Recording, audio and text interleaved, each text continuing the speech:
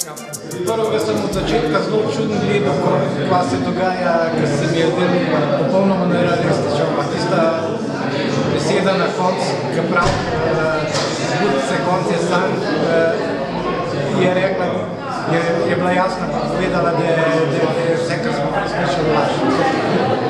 Drugi se mi je zdel zelo preveč realistično, ampak take stvari se dogajajo. Dogajajo se tudi pri nas, če kdo vlaži obliki in te stvari vse pogostejše in vse hujše, vse večja prenatrpanost za zaporov, pomanjkanjem strokovnega kadra in jasno, samim sprejemanjem družbe tega, da si enkrat kriminalci za vedno kriminalci.